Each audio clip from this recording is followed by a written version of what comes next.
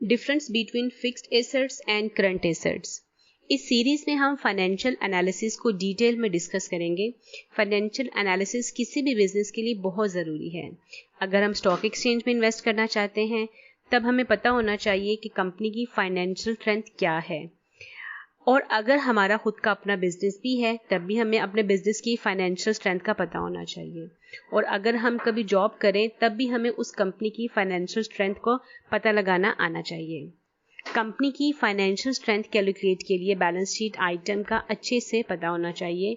That's why आज हम balance sheet की 2 items fixed assets and current assets को डिटेल में डिस्कस करेंगे। इस वीडियो में हम दोनों की डेफिनेशंस को देखेंगे, उनके एग्जाम्पल्स को देखेंगे, दोनों में क्या डिफरेंस है, दोनों को कैलकुलेट कैसे करते हैं और दोनों की फाइनेंसिंग कैसे करते हैं और इनकी इनकम की ट्रीटमेंट कैसे करते हैं। Let's start. Fixed assets. What are fixed assets? Tangible property and equipment that a business uses to produce income. ऐसे assets और equipments जो आपको income produce करके देते हैं long term period के लिए, उसको fixed assets कहते हैं। जैसे ये assets long term के लिए income produce करके देते हैं, इसलिए इसको long term assets या capital assets भी कहते हैं। Current assets. What are current assets? Current assets can be easily converted to cash in a short period of time.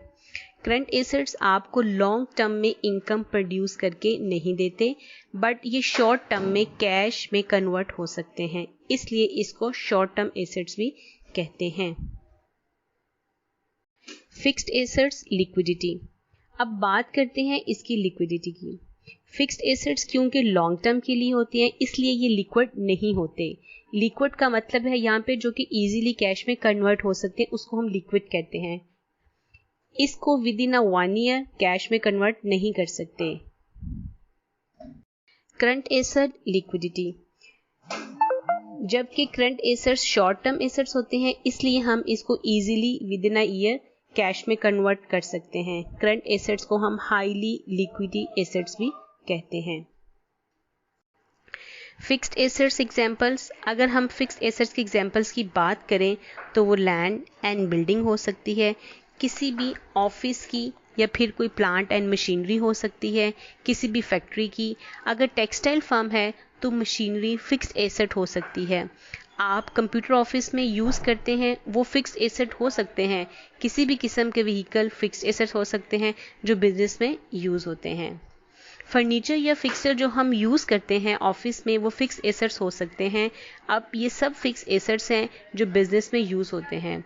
ये सब आपको डायरेक्टली इनकम प्रोड्यूस करके देते हैं या इनडायरेक्टली बिजनेस को रन होने में मदद देते हैं और इनडायरेक्टली इनकम प्रोड्यूस करते हैं।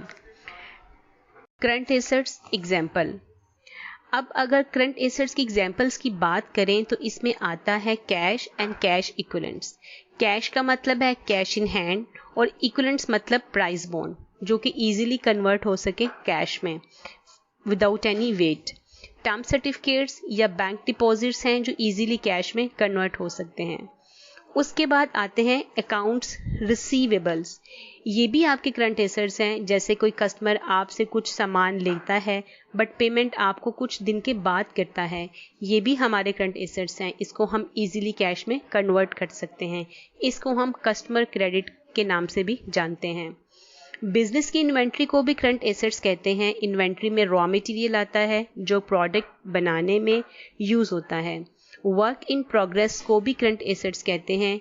ये कोई स्टॉक होता है जो कि साइट पे पड़ा होता है। और फिनिश गुड्स जो स्टोर में पड़ी होती हैं वो भी करंट एसेट्स में आती हैं। फिनिश गुड्स अल्टीमेट कस्टमर के लिए रेडी फॉर सेल होती हैं। उसके बाद प्रीपेड एक्सपेंसेस हैं, जैसे आपने इंश्योरेंस प्रीमियम दिया है या कोई और चीज़ जो एडवांस में दे रखी है। ये कैश में तो नहीं आता बट ये आपको कैश सेव हो गया है और इजीली कन्वर्टेबल है। कंपनी ने अगर short term loan and advances दिए हैं वो भी करंट एसेट्स में आते हैं। पॉसिबल है ये विद इन अ ईयर या पैसे वापस ना आए तो हम इसको फिक्स एसेट्स में कन्वर्ट कर देंगे। Fixed assets valuation. अब हम वैल्यूएशन की बात करते हैं। अगर हम फिक्स्ड एसेट्स की वैल्यूएशन करेंगे तो कैसे करेंगे? सबसे पहले हम बात करेंगे purchase price minus depreciation.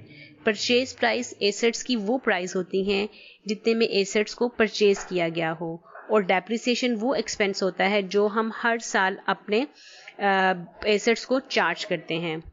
Current assets valuation. अब अगर करंट एसेट्स की बात करके उसकी वैल्यूएशन कैसे करते हैं, तो उसके लिए हम उसकी कॉस्ट या उसकी मार्केट वैल्यू ली जाती है जो भी कम हो। Fixed assets financing. अब हम बात करते हैं फाइनेंसिंग की।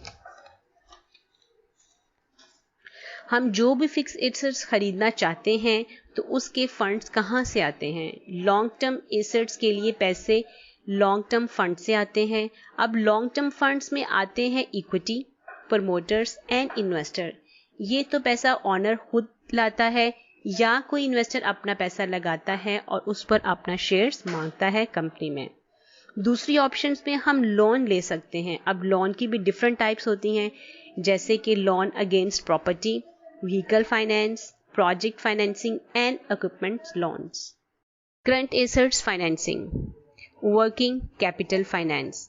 अब वर्किंग कैपिटल फाइनेंसिंग की बात करते हैं।